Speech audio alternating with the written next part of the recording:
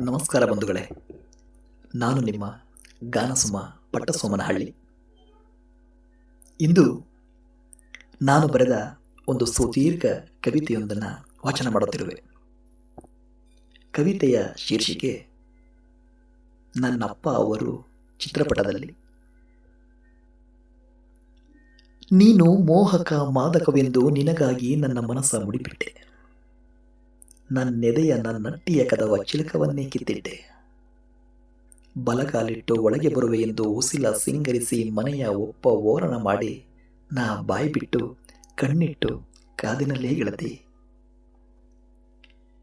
ಮಳೆಯಲ್ಲಿ ನೆನೆದು ಬಂದರೆ ಎಂದು ನನ್ನೊಡಲ ಬಿಸಿಯ ಕಾವ ಕಾಪಿಟ್ಟು ನಿನಗಾಗಿ ಮುಡಿಪಿಡಿಸಿಟ್ಟೆ. ಬಿಸಿಲ ಬೇಗೆಯಲ್ಲಿ ಬಂದರೆ ಇರಲೆಂದು ನನ್ನೆದೆಯ ಉಸಿರ ಬಿಸಿ ಬೇಗನೆ ಆರಲೆಂದು ನನ್ನ ಕಣ್ಣೀರ ತಣ್ಣೀರು ಮಾಡಿ ಕಾದಿದ್ದೆ. ನಾ ಕಾಲಿಡುವ ಮನೆಯಲ್ಲಿ ಅತ್ತೆ ಮಾವರು ಚಿತ್ರಪಟದಲ್ಲಿ ಮಾತ್ರ ಇರಬೇಕೆಂಬ ನಿನ್ನ ಸ್ವಾರ್ಥದ ಆಸೆ ನನ್ನ ಉರಿಸಿದರೂ ಮುಂದೆ ಸರಿ ಹೋಗುವೆ ಎಂದು ಅಪ್ಪ ಅವರ ಪರ ಊರಿಗೆ ಕಳಿಸಿ ಕಾದಿದ್ದೆ. ನಿನ್ನ ಸ್ವಚ್ಛಂದಕ್ಕೆ ಅಡ್ಡಿಯಾಗದಿರಲೆಂದು ನನ್ನ ಸೋದರ ಸೋದರಿಯರ ದೂರವಿಟ್ಟಿದ್ದೆ. ಗೆಳೆಯ ಗೆಳತಿಯರ ಸಂಘವ ಶಾಶ್ವತವಾಗಿ ನಿರ್ಬಂಧಿಸಿ ನಿನ್ನ ದಾರಿಯ ಕಾದಿದ್ದೆ. ಕುಡಿಯುವ ನೀರು ಎಂಜಲಾದಿತೆಂದು ನಾ ಬಾಯಾರಿದರೂ ಬರಡಾಗಿ ನಿನ್ನ ನಿರೀಕ್ಷೆಯಲ್ಲೇ ನಿಂತಿದ್ದೆ.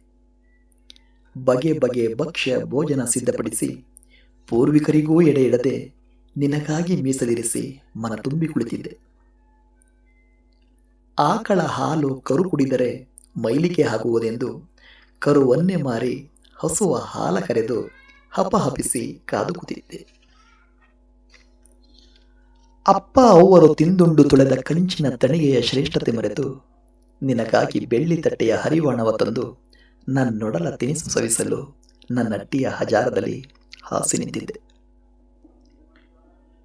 ನೆಲದ ಮೇಲೆ ನಿನ್ನ ಪಾದ ನೋಯಬಹುದೆಂದು ರತ್ನಗಂಬಳಿ ಬದಲು ನನ್ನೆದೆಯನ್ನೇ ಹಾಸಿಗೆಯಂತೆ ಮನ ಯುದ್ಧಕ್ಕೂ ಹಾಸಿ ಹಸಿದು ಕೂತಿದ್ದೆ.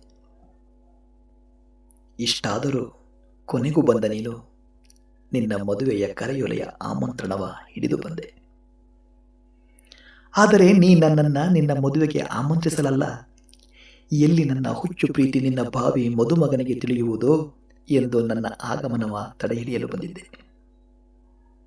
ನನ್ನ ಆಡಿಸಿ ಮುದ್ದಿಸಿ ಸಂತೈಸಿ ಪ್ರೀತಿಸಿ ಕನಿಕರಿಸಿದ ಹೆಂಗರುಳ ಜೀವಗಳ ತೊರೆದು ಮರೆತು ನಿನಗಾಗಿ ಸರ್ವಸಂಗ ಪರಿತ್ಯಾಗಿಯಾಗಿ ಧ್ವಜ ಸ್ತಂಭದಂತೆ ನಿಂತಿದ್ದ ನನಗೆ ನಿನ್ನ ತಿರಸ್ಕಾರ, ನಿರ್ಲಕ್ಷ್ಯ, ಮೋಸ ನನ್ನವರ ಶಾಪದ ಫಲವೆಂದು ಅರಿವಾಗಿ ಹೋಯಿತು.